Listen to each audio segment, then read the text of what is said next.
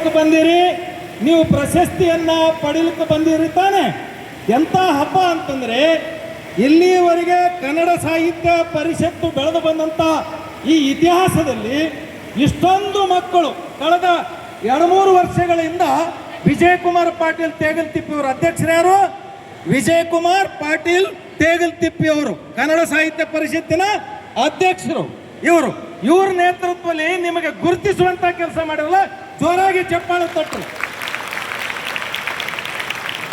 ಯಾರು ನಮಗೆ ಗೌರವ ಕೊಡ್ತಾರ ಅವರಿಗೆ ನಾವು ಗೌರವವನ್ನು ಕೊಡಬೇಕು. ಇದು ನಮ್ಮ ನೆಲದ ಸಂಸ್ಕೃತಿ, ದಾಸೋಹ ಸಂಸ್ಕೃತಿ, ಕಾಯಕ ಸಂಸ್ಕೃತಿ, ವಚನ ಸಾಹಿತ್ಯದ ಸಂಸ್ಕೃತಿ. ನಾವು ಸುಮ್ಮನೆ ಅಲ್ಲ, ಬಹಳ ಚೆನ್ನಾಗಿದೆ. ನಾವು ಸುಮ್ಮನೆ ಅಲ್ಲ, ನಮ್ಮ ಮೇಲೆ ಯಾರಾದರೂ ದಾಳಿ ಮಾಡಿದ್ರೆ ಅಥವಾ ನನಗೆ ಕೆಣಕಿದ್ರೆ ನಾವು ಸುಮ್ಮನೆ ಬಿಡುವುದಿಲ್ಲ, ಅವರನ್ನು ಹುಟ್ಟಡಗಿಸ್ತೇವೆ ಅನ್ನುವಂಥದ್ದು ನೆಲ, ಕವಿರಾಜ ಮಾರ್ಗದ ನೆಲದಲ್ಲಿ ಹುಟ್ಟಿದೇವಲ್ಲ ನಾವು ಪುಣ್ಯಶಾಲಿಗಳು. ಕವಿರಾಜ ಮಾರ್ಗದ ನೆಲದ ಪರಿಣಾಮ ಕನ್ನಡದ ಮೊದಲ ಪುಸ್ತಕ ಏನದಲ್ಲ ಕವಿರಾಜ ಮಾರ್ಗ ಕೊಟ್ಟಂತವ್ರು ಯಾರು? ನಾವು ತಾನೇ. ಬೆಂಗಳೂರದವ್ರು ಹೇಳ್ತಾರೆ, ಮೈಸೂರದವ್ರು ಹೇಳ್ತಾರೆ, ಬೇರೆ ಬೇರೆ ಕಡೆ ಹೇಳ್ತಾರೆ, ಏ ತಂಗಿ ನೀ ಯಾವ್ರಾಗ ಓದಿದಿ, ಏ ತಮ್ಮ ನೀ ಯಾವ್ರಾಗ ಓದಿದಿ? ಕಲಬುರಗಿ ಒಳಗೆ ಓದಿನಿ, ಕಲ್ಲಂಬುರ್ಗಿ ಒಳಗೆ ಓದಿದ್ದೀನಿ. ಕಲಬುರಗಿ ಒಳಗೆ ಏನು ವಿಶೇಷತೆ ಇದೆ ಅಂತಂದ್ರೆ ಹೇಳಿದ್ರೆ ಏನಾದ್ರೂ ಹೇಳ್ತಾರೆ? ನಾವು ಸ್ವಾಮಿ ಕಲಬುರಗಿಯ ಜನ ಕನ್ನಡಕ್ಕೆ ಮೊಟ್ಟ ಮೊದಲ ಪುಸ್ತಕ ಕೊಟ್ಟಂತ ರೂವಾರಿಗಳು, ಅದರ ವಾರಸುದಾರರು ಅಂತ ಹೇಳಬೇಕು ನೀವು. ಇದು ಅಭಿಮಾನ ಇರಬೇಕು. ನೀವೆಲ್ಲ ಅಮೆರಿಕಕ್ಕೆ ಹೋಗ್ತೀರಿ ಅಥವಾ ಇಂಗ್ಲೆಂಡ್ಗೆ ಹೋಗಬಹುದು. ಇಲ್ಲೇ ಕಮಲಾಪುರದ ನೀರಜ್ ಪಾಟೀಲ ವೈದ್ಯರಾಗಿ ಎಲ್ಲಿಗೆ ಹೋದ್ರು? ಲಂಡನ್ಗೆ ಹೋದ್ರು. ಅಲ್ಲಿ ಹೋಗಿ ಅಣ್ಣ ಬಸವಣ್ಣ ಕನ್ನಡಕ್ಕೆ ಮೊದಲ ವಚನ ಸಾಹಿತ್ಯ, ಆಮೇಲೆ ಪ್ರಜಾಪ್ರಭುತ್ವ ಅನುಭವ ಮಂಟಪ ಕೊಟ್ಟಂತ 770 ಅಮರಗಣಗಳಲ್ಲಿ ನಾಯಕರಾದಂತ ಬಸವಣ್ಣನವರ ಮೂರ್ತಿ ಸ್ಥಾಪನೆ ಮಾಡಿದಂತವ್ರು ಯಾರು? ಕಲಬುರಗಿಯ ಜನ. ನಾವು ಕಮಲಾಪುರದ ನೀರಜ್ ಪಾಟೀಲ್. ನೀವು ಹಂಗ ಮಾಡಬೇಕು ಮಕ್ಕಳೇ. ಈ ನೆಲದ ಸಂಸ್ಕೃತಿಯನ್ನ ರೂಢಿಸಿಕೊಳ್ಳಬೇಕು. ಇವತ್ತು ವಿಜಯಕುಮಾರ್ ಪಾಟೀಲ್ ತೇಗಲ್ತಿಪ್ಪಿ ಅವರು ಬಹಳ ಕಷ್ಟಪಟ್ಟು ಇಷ್ಟೆಲ್ಲ ಕೆಲಸವನ್ನ ಮಾಡ್ತಾ ಇದ್ದಾರೆ. ನಾನು 40 ವರ್ಷಗಳ ಈ ಸಾಹಿತ್ಯ ಪರಿಷತ್ತಿಗೆ ನಂಟಿದೆ. ನಾನು ಸಾಹಿತ್ಯ ಪರಿಷತ್ ಅಧ್ಯಕ್ಷನಾಗಿ ಸೇಡಮಲ್ಲಿ ಕೆಲಸ ಮಾಡಿದೆ. 40 ವರ್ಷಗಳ ಕಾಲ ಇದರ ಪದಾಧಿಕಾರಿಗಳ ಕೆಲಸ ಮಾಡಿದೆ. ಬಹುಶಃ ಕಲಬುರಗಿಯ ಕನ್ನಡ ಸಾಹಿತ್ಯ ಪರಿಷತ್ತಿನ ಇತಿಹಾಸದಲ್ಲಿ ಈ 5 ವರ್ಷ ಸುವರ್ಣ ಅಕ್ಷರದಲ್ಲಿ ಬರೆದಿಡುವಂತಹ ಒಂದು ಕಾರ್ಯಕ್ರಮ ಮಾಡಿದವರು ಯಾರಾದರೂ ಇದ್ರೆ ನಮ್ಮ ವಿಜಯಕುಮಾರ್ ಪಾಟೀಲ್ ತೇಗಲ್ತಿಪ್ಪಿ. ನಾನು ವರ್ಣನೆ ಮಾಡಕತ್ತಿಲ್ಲ, ನಾನು ಯಾರಿಗೂ ವರ್ಣನೆ ಮಾಡಲ್ಲ. ಇದ್ದಕ್ಕೆ ಇದ್ದಂತೆ ಸತ್ಯವನ್ನು ನುಡಿತೀನಿ. ನಿಮಗ ಗೊತ್ತಿರಲಿ ಮಕ್ಕಳೇ, ನೀವೆಲ್ಲ ಸಾಧಕರ ಸಾಲಿನಲ್ಲಿ ಸೇರ್ಬೇಕಂತೆ ಇವರೆಲ್ಲ ನಿಮ್ಮಲ್ಲೆಲ್ಲ ಇಲ್ಲಿ ಕರ್ಸ್ಯಾರ. ನೀವು ಮುಂದೆ ಏನಾಗಬೇಕು? ನಾ ಡಾಕ್ಟರ್ ಆಗ್ತೀನಿ, ನಾನು ಇಂಜಿನಿಯರ್ ಆಗ್ತೀನಿ, ನಾನು ಅದು ಆಗ್ತೀನಿ, ಇದು ಆಗ್ತೀನಿ ಅಂತ ಹೇಳ್ತಿರಲ್ಲ, ಆಗರಿ ಬೇಡಂಬಲ್ಲ. ಮನುಷ್ಯತ್ವ ರೂಢಿಸ್ಕೊಳ್ಬೇಕು. ತಂದೆ ತಾಯಿಯನ್ನ ಸೇರ್ಬೇಕು. ತಂದೆ ತಾಯಿಗೆ ಕಾಳಜಿ ಮಾಡಬೇಕು, ಹಿರಿಯರಿಗೆ ಗೌರವ ಕೊಡಬೇಕು. ಈ ಕೆಲಸ ನೀವು ಮಾಡಬೇಕು ಮಕ್ಕಳೇ. ಎಂತ ಮಕ್ಕಳು ನೀವು! ನಾವು ಕನ್ನಡಿಗರು ಹೇಗೆ ಬದುಕಬೇಕನ್ನುವಂಥದ್ದು ಕಲಿಸಿಕೊಟ್ಟಂತವ್ರು ನಾವು, ಇಡೀ ಜಗತ್ತಿಗೆ ಬೆಳಕು ಕೊಟ್ಟಂತವ್ರು ನಾವು. ಕನ್ನಡ ವಚನ ಸಾಹಿತ್ಯದ ಮುಖಾಂತರ ಬೆಳಕನ್ನ ಕೊಟ್ಟಂತದ ನೆಲ ನಮ್ಮ ನೆಲ, ಕಲಬುರಗಿಯ ನೆಲ. ಇವೆಲ್ಲ ಲೆಕ್ಕ ಬಿಡಿಸ್ತಿರಲ್ಲ ತಂಗಿ, ಲೆಕ್ಕ ಮಾಡ್ತಾರಲ್ಲ. ಅದಕ್ಕೆ ಮಹಾವೀರಾಚಾರ್ಯರು, ಕಲಬುರಗಿಯ ಸೇಡಂ ತಾಲೂಕಿನ ಮಹಾವೀರಾಚಾರ್ಯರು ಗಣಿತ ಸಾರ ಸಂಗ್ರಹವನ್ನು ಬರೆಯುವುದರ ಮುಖಾಂತರ ಈ ನೆಲಕ್ಕೆ ಭಾರತ ಕೊಟ್ಟಂತವ್ರು ಯಾರು? ಕಲಬುರಗಿಯ ಜನ. ನಾವು ನೋಡ್ರಿ, ಇಂಡಿಯನ್ ಅಂತ ಕರಿತೇವೆ, ಇಂಡಿಯನ್ ಪೆನಲ್. ಏನು ನ್ಯಾಯಶಾಸ್ತ್ರ ಸುಪ್ರೀಂ ಕೋರ್ಟ್ ವರೆಗೆ ಅದು ಏನು ನ್ಯಾಯ ಅದಲ್ಲ, ಹಿಂದೂ ಪೆನಲ್ ಕೂಡ. ಅದಕ್ಕೆ ಇಲ್ಲಿಯ ನಮ್ಮ ಮರ್ತೂರಿನ ವಿಜ್ಞಾನೇಶ್ವರ 11ನೇ ಶತಮಾನದಲ್ಲಿ ಮಿತಾಕ್ಷರ ಗ್ರಂಥ ಬರೆದ. ನೀವು ಯಾಕೆ ಹೇಳತ್ತೀನಿ ನಿಮ್ಗೆ ಗೊತ್ತಾ? ಇವು ಗೊತ್ತದ ನಿಮ್ಗ? ಯಾರು ವಿಜ್ಞಾನೇಶ್ವರ? ಇವು ಗೊತ್ತಿಲ್ರಿ, ಬರೀ ನಂಬರ್ ತುಂಬದಷ್ಟೇ. ನಂಬರ್ ಯಾವುದು? ಸಿಲೆಬಸ್ನಾಗ ಇದ್ದಿದ್ದಷ್ಟೇ, ಓದ್ರಿ, ಅದು ಬೇಕು. ಆದರೆ ಅದರ ಜೊತೆಗೆ ಸುತ್ತಮುತ್ತಲಿನ ಇತಿಹಾಸ, ನಮ್ಮವರು, ನಮ್ಮ ತಂದೆ ತಾಯಿ, ನಮ್ಮ ಮನೆ. ಡಾಕ್ಟರ್ ಬಾಬಾ ಸಾಹೇಬ್ ಅಂಬೇಡ್ಕರ್ ಒಂದು ಮಾತನ್ನು ಹೇಳ್ತಾರೆ, ಯಾರು ಇತಿಹಾಸವನ್ನ ಮರಿತಾರೆ, ಯಾರು ಇತಿಹಾಸವನ್ನ ತಿಳ್ಕೊಳ್ಳೋದಿಲ್ಲ ಅವರಿಗೆ ಭವಿಷ್ಯತ್ತಿಲ್ಲ, ಇತಿಹಾಸದಲ್ಲಿ ಬರೋದಿಲ್ಲ. ಇತಿಹಾಸವನ್ನ ತಿಳ್ಕೊಳ್ಬೇಕು. ಅದು ವಿಜ್ಞಾನ ಕ್ಷೇತ್ರ ಇರ್ಬೋದು, ಗಣಿತ ಕ್ಷೇತ್ರ ಇರ್ಬೋದು, ಇನ್ನೊಂದು ಕ್ಷೇತ್ರ ಇರ್ಬೋದು. ನೀವೆಲ್ಲ ಸಾಧಕರ ಸಾಲಿನಲ್ಲಿ ಸೇರ್ಬೇಕು ಮಕ್ಕಳೇ.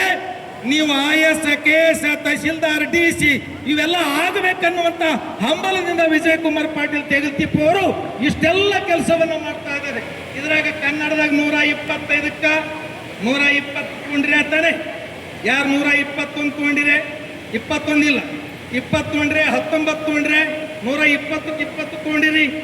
ಅವರಿಗೆ ಬಹಳ ಇದು ಬರ್ತದೆ, ಗರ್ವ ಬರ್ತದೆ. ಹೆಂಗೆ ಬರ್ತದೆ?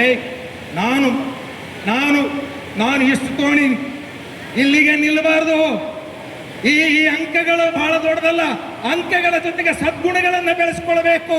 ಅಂಕಗಳೇ ಅಲ್ಲ ನಮ್ಮ ನಾಡನ್ನು ಆಳುವಂಥದ್ದು. ಅಂಕ ಅಲ್ಲ, ಅಂಕದ ಜೊತೆಗೆ ಸದ್ಗುಣಗಳು ಬೇಕು. ಅದನ್ನ ರೂಢಿಸ್ಕೊಳ್ಬೇಕು. ಈಗ ಸಣ್ಣ ಬಹಳ ಜನ ನಮ್ಮಲ್ಲಿ ಏನಾಗ್ತಾ ಗೊತ್ತಿಲ್ಲ, ನಕಾರಾತ್ಮಕ ಚಿಂತನೆ ಬಹಳ ನಮ್ದು. ಅವರೇನ ನಾವೇನಪ್ಪ, ನಾವು ಬಡತನ, ನಮ್ದು ಹಿಂಗದ ಹಂಗದ. ಸಮಸ್ಯೆಗಳು 108 ಇರಬಹುದು. ಸಮಸ್ಯೆಗಳ ಏನು ಆ ಕುಲುಮೆಯಲ್ಲಿ ಬೆಂದು ಬಹಳ ಎತ್ತರಕ್ಕೆ ಹೋಗಬೇಕು. ಕಲಬುರಗಿಯ ಕೀರ್ತಿ ಪತಾಕೆಯನ್ನು ಬಾನೆತ್ತರಕ್ಕೆ ಹಾರಿಸುವಂತ ಕುಡಿಗಳು ನೀವು ಆಗಬೇಕು. ಆ ಕುಡಿಗಳು ನೀವು ಆಗಬೇಕು. ಏನು ಭಾರತನೇ ಕಲಬುರಗಿ ಕಡೆ ನೋಡಬೇಕು. ಭಾರತ ಕಲಬುರಗಿ ಕಡೆ ನೋಡ್ಬೇಕಂದ್ರೆ ಕನ್ನಡದಲ್ಲಿ ಅಂಕ ತೋಡೋದು ಅಷ್ಟೇ ಅಲ್ಲ, ನೀವು ಒಳ್ಳೆಯ ಒಬ್ಬ ಹೆಣ್ಮಗಳ ಅಕ್ಷರ ಬರಲಕ್ಕಿ.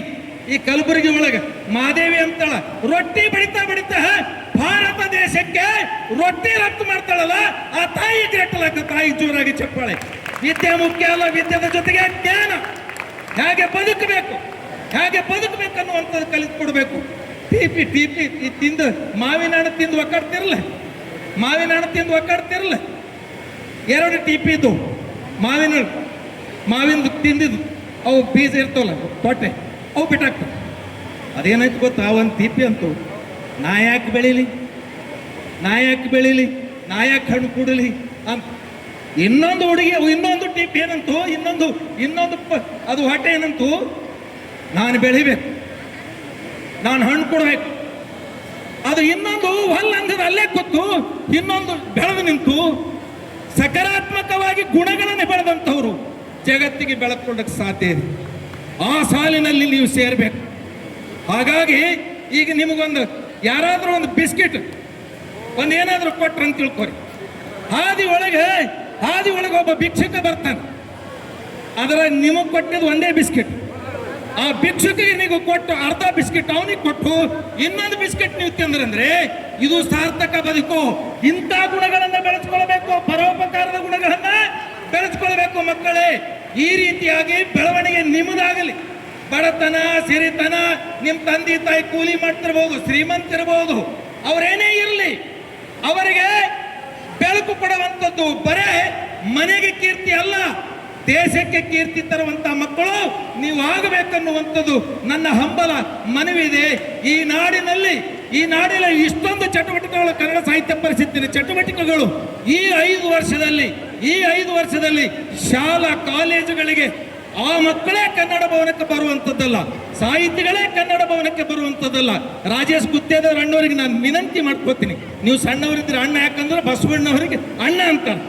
ಯಾಕಂತಾರಂದ್ರೆ ಬಸವಣ್ಣನವರ ಒಂದು ತತ್ವದ ಅಡಿಯಲ್ಲಿ ರಾಜೇಶ್ ಗುತ್ತೇದಾರ್ ಅವರಿಗೆ ಚುನಾವಣೆ ಸಂದರ್ಭದಲ್ಲಿ ಹೋದಾಗ ಕಾಳಿಗೆ ಯಾಕಲ್ರಿ, ಇಡೀ ಜಿಲ್ಲೆ ವಿಜಯಕುಮಾರ್ನೇ ಹಿಂದಿದೆ ಅನ್ನುವಂತ ಹೇಳಿದಂತ ಏಕೈಕ ವ್ಯಕ್ತಿ ನಮ್ಮ ಮಧ್ಯದಲ್ಲಿ ಇದ್ರಲ್ಲ, ಇದು ಹೆಮ್ಮೆ ವಿಷಯ, ಅಭಿಮಾನದ ವಿಷಯ. ಯಾರು ಕೆಲಸ ಮಾಡ್ತಾರ ಅವರಿಗೆ ಬೆಂಬಲ ಕೊಡೋದು. ನಮ್ದು ಅಷ್ಟೇ ರೀ ಸಾಹೇಬ್ರೆ, ನಮ್ದು ಅಷ್ಟೇ.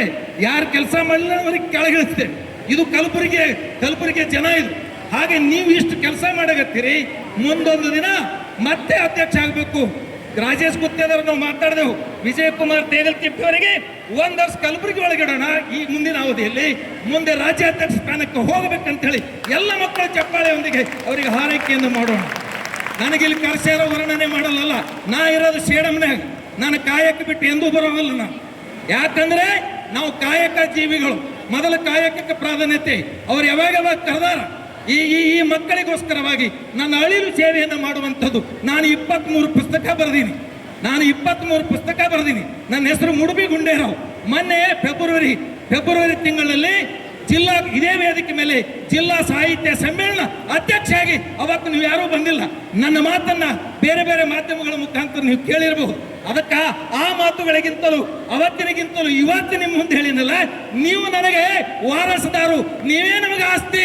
ಇವತ್ತು ಹೇಳಿನಲ್ಲ, ನೀವೇ ನಮಗೆ ಆಸ್ತಿ.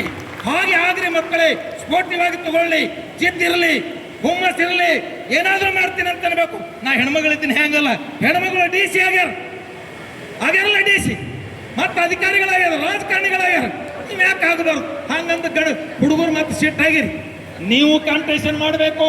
ಸ್ಪರ್ಧಾತ್ಮಕ ಜಗತ್ತಿನಲ್ಲಿ ವಿದ್ಯಾರ್ಥಿಗಳು ವಿದ್ಯಾರ್ಥಿನಿಯರು ಮುಂದೆ ಬರಬೇಕು. 10ನೇ ತರಗತಿಯಲ್ಲಿ ರಿಸಲ್ಟ್ ಡೌನ್ ಅದ ಅಂತೆ ಬರ್ತಿತ್ತು, ಪ್ರತಿ ವರ್ಷ ಡೌನ್ ಅದ ಅಂತೆ ಬರ್ತಿತ್ತು. ಈ ವರ್ಷ ನಾವು ಖುಷಿ ಪಡ್ಬೇಕು. ನಾಗೂರ್ ಸರ ಇವತ್ತು ಜೋರಾಗಿ ಚಪ್ಪಾಳೆ, ನಮ್ಮ ಇಲಾಖೆಗೆ ಜೋರಾಗಿ ಚಪ್ಪಾಳೆ. ಯಾಕಂದ್ರೆ ಶ್ರಮಜೀವಿಗಳು ಅವರ ನೇತೃತ್ವದಲ್ಲಿ ಇಡೀ ಜಿಲ್ಲೆ ಒಳಗ ರಿಸಲ್ಟ್ ಚೆನ್ನಾಗಿ ಬಂದವ. ಈಗ ಮುಂದಿನ ದಿನಗಳಲ್ಲಿ ನಿಮ್ಮ ತಂಗಿ ಇರ್ತಾರಲ್ಲ, ನಿಮ್ಮ ತಮ್ಮ ಇರ್ತಾರಲ್ಲ, ನೀವು ಕಲಿಸಿದ ಅನುಭವನ ಆ ಮಕ್ಕಳಿಗೆ, ಆ ಅಣ್ಣ ತಂಗಿ ತಮಗೆ ಹೇಳಿ ಅವ್ರು ನಿಮಗಿಂತ ಹೆಚ್ಚಿಗೆ ನಂಬರ್ ಬರಬೇಕು. ನಿಮ್ಮ ಸ್ನೇಹಿತಿಗೆ ಅಥವಾ ನಿಮ್ಮ ತಂಗಿ ಸ್ನೇಹಿತರಿಗೆ ಮಕ್ಕಳು ಅವರೆಲ್ಲ ಹೇಳಬೇಕು. ಹೇಳಿ ನೀವು ರಿಸಲ್ಟ್ ಮತ್ತೆ ತರಬೇಕನ್ನುವಂಥ ಮಾತನ್ನು ಹೇಳಿ, ಕಳಬೇಡ ಕೊಲಬೇಡ, ಹುಸಿಯ ನುಡಿಯಲು ಬೇಡ, ಕನ್ನ ಬಣ್ಣಿಸಬೇಡ, ಇದಿರು ಅಳೆಯಲು ಬೇಡ. ಇದೇ ಅಂತರಂಗ ಸುದ್ದಿ, ಇದೇ ಬಹಿರಂಗ ಸುದ್ದಿ, ಇದೇ ನಮ್ಮ ಕೂಡಲ ಸಂಗಮ ದೇವನೊಲಿಸುವ ಪರಿ. ಈ ಒಂದು ವಚನ ಪಾಲಿಸ್ರಿ. ಸಂವಿಧಾನ ಬಾಬಾ ಸಾಹೇಬ್ ಅಂಬೇಡ್ಕರ್ ಕೊಟ್ಟಂತ ಸಂವಿಧಾನ ಪ್ರತಿನಿತ್ಯ ನಮ್ಮ ಮನೆಯಲ್ಲಿ, ನಮ್ಮ ಮನೆಗಳಲ್ಲಿ ಪಾಲಿಸಿದಂತ ಆಗ್ತಂತ ಮಾತನ್ನು ಹೇಳಿ ನಿಮ್ಮೆಲ್ಲರಿಗೂ ಹೇಳಲ್ಲ, ಬಾಯ್ ಹೇಳಲ್ಲ, ಶರಣು ಶರಣಾರ್ಥಿ. ನಾನು ಶರಣ ಹೇಳ್ತೀನಿ, ನೀವೆಲ್ಲ ಶರಣು ಶರಣಾರ್ಥಿ. ನಿಮ್ಮೆಲ್ಲರಿಗೂ ಶರಣು ನಿಮ್ಮೆಲ್ಲರಿಗೂ ಶರಣು ಶರಣಾರ್ಥಿ. ಬಹಳ ದೊಡ್ಡ ತಾಕತ್ತ. ಎದುರಿನೋ ವೈರಿದ್ರು ಕರಗ್ತಾನ. ಹೇಳೋಣ, ನಿಮ್ಮೆಲ್ಲರಿಗೂ ಶರಣು, ನಿಮ್ಮೆಲ್ಲರಿಗೂ ಶರಣು. ಉಡುಪಿ ಗುಂಡೇಶ್ವರ ಅವರಿಗೆ